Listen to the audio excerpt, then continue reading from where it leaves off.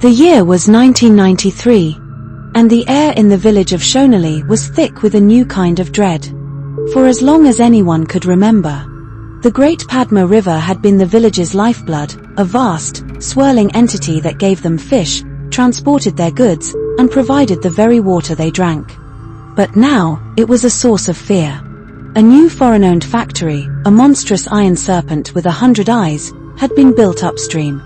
Its discharge pipe, a gaping maw, spewed a thick, iridescent sludge into the river, staining the once clear water with a sickly film. The fish began to die, their silver bodies floating belly up in the current.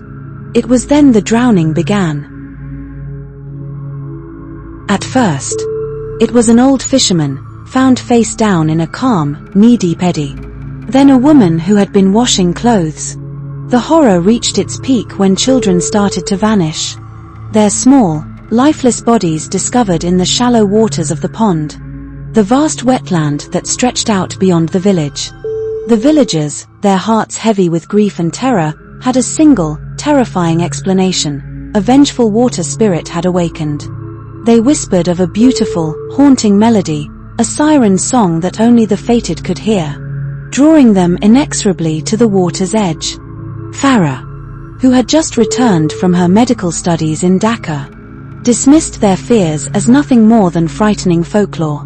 She stood on the mudbank, the stench of the oily water stinging her nostrils, and saw not a ghost, but a chemical anomaly. The factory's pollution, she reasoned, was the culprit. Perhaps a neurotoxin. She had seen similar cases in her textbooks. A chemical that could disorient and paralyze, making even shallow water a death trap. It's not a ghost, it's a toxin, she told the village elders, her voice firm with the authority of her education. But the elderly, their faces etched with centuries of reverence for the river, shook their heads.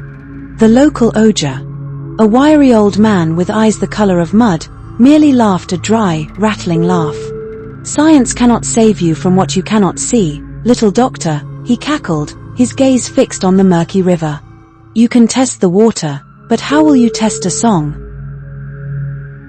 That night, a child's mournful cry cut through the darkness.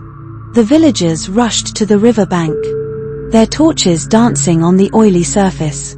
The child's mother stood there, her body rigid with terror, pointing at a trembling finger. There, in the dim light, they saw a woman's face, pale and fleeting, bobbing in the murky water, her lips parted as if in song. Farah, arriving late, saw only a trick of the light. A reflection on the disturbed surface. A collective gasp rose from the crowd.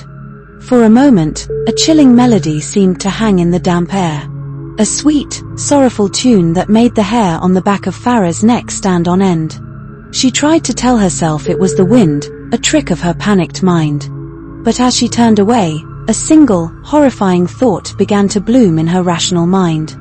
She had heard it too. Farah's rational mind, her fortress of logic and reason, was under siege. For 3 days, she worked tirelessly, ignoring the fear that gnawed at her. She collected water samples in sterile bottles, her hands trembling not from cold, but from the memory of that beautiful, chilling melody. She found a temporary lab in the village's one-room clinic, a place meant for thermometers and bandages, not chemical analysis.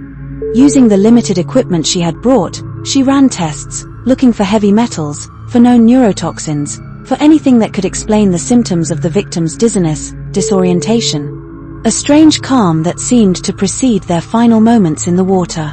But her tests were inconclusive. The water was polluted, yes, but not in a way that explained the drowning. The villagers watched her with a mixture of pity and resentment.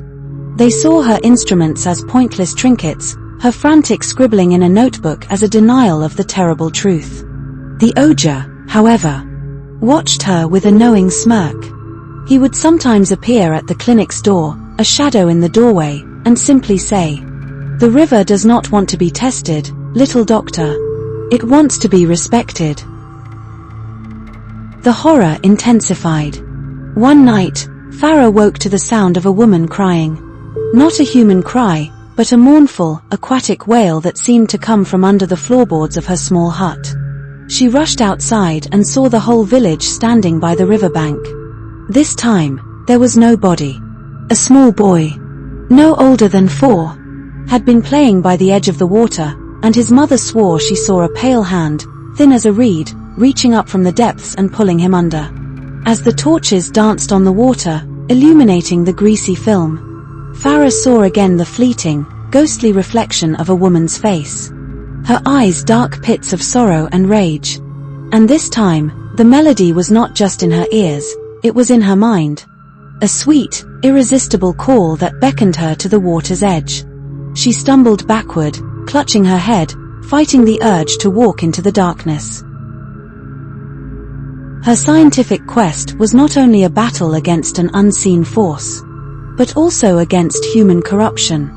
The factory owners, a group of slick men in suits who arrived by boat, were backed by a local politician who had long bled the village dry.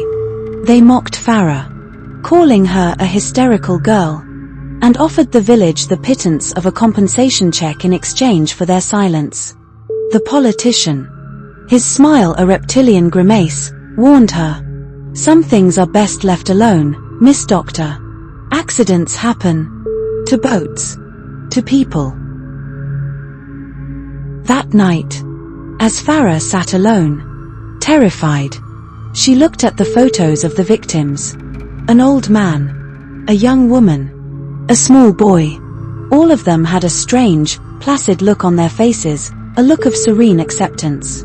It was the same look she saw on the pale face in the river's reflection, a look of ultimate peace.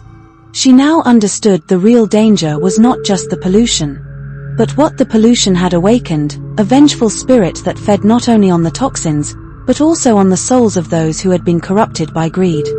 Farah's science had failed her, and now she was left with a choice. Trust the elders' ancient beliefs or succumb to the horrifying truth. The choice haunted Farah, a terrible weight in the darkness of her hut.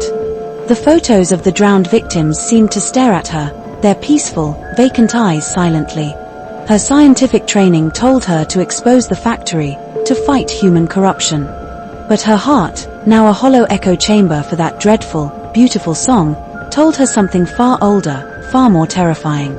She found the ogre sitting by a flickering lamp, his shadow dancing on the wall like a trapped bird. "I heard the song," she confessed, her voice barely a whisper. "I saw its face." "What is it?" The old man's smirk was gone, replaced by a deep, ancient sadness. "It is the river's sorrow," he said. "The pollution feeds its rage, but the greed of men feeds its hunger for souls. It wants a sacrifice, a gift to honor the old ways before the river was poisoned. A pure thing, given freely." The meaning was a cold knife in Farah's gut. A pure thing. The next morning, the factory owners and the politician returned, a police officer in tow. They presented a new, larger compensation check, a final offer to buy the village's silence. The politician's smile was wider, his eyes colder. He saw Farah watching from the crowd and gave her a chilling wink. A sign that she was next on his list of problems to be dealt with. The river was a mirror of her turmoil. Its surface a swirling palette of oil and mud. The song was a deafening roar in her mind now, not a gentle melody, but a promise of oblivion, of peace in the dark depths. She saw the pale face again, a face of terrible grief and longing, and for the first time, she felt not fear, but a strange, awful empathy. Farah did not take the compensation check. She took a small, hand-carved wooden boat, a replica of one her father had made, and filled it with marigold flowers, clay lamps, and a small, fresh-caught fish. She walked to the bank, her feet sinking into the greasy mud, and the village elders and the ogre gathered behind her, their faces somber. The factory owners and the politician jeered, calling her a fool, a witch. "Science cannot help us," she said, her voice clear and strong over the river's murmur. "But perhaps respect can." The ghostly face on the water's surface seemed to shimmer with recognition. The melody in her head softened, turning from a siren's call to a sorrowful lullaby. Farah waded into the river, the cold water wrapping around her ankles, then her knees. She held the small boat in her hands, her heart pounding a rhythm of terror and resolute calm. The Oja nodded, a single tear tracing a path down his weathered cheek. As she knelt in the water, the small boat floating before her, a new, more terrifying thought struck her. The sacrifice wasn't the boat, it wasn't the flowers. The sacrifice was a clean heart, a pure soul. The spirit wanted to be free of corruption, and the only way to do that was to give it a clean vessel. She looked at the mocking faces of the factory owners and the politician, their greed a tangible filth in the air. The spirit was not just taking, it was judging. With a final breath, Farah pushed the boat into the current. The river accepted the gift, the wooden craft bobbing gently before being pulled into a swift eddy and vanishing. For a moment, the river was still. The oily film seemed to melt away, the water clearing in a perfect circle around where the boat had been. The melody in Farah's head ceased. The villagers stared in awe. The factory owners and the politician, their mocking smiles frozen on their faces, began to shriek as the clean water, a dark, churning vortex, rose up and pulled them, one by one, into its depths, their screams swallowed by the river's hungry roar. Farah stood up. The water was still clearing around her. The spirit was pacified. The river had been given what it wanted, a sacrifice of the corrupt, a cleansing of the poison that had woken its ancient wrath. The air was silent now, but in the depths of the river, a beautiful, haunting melody lingered, a song of sorrow, of power, and of terrible peace.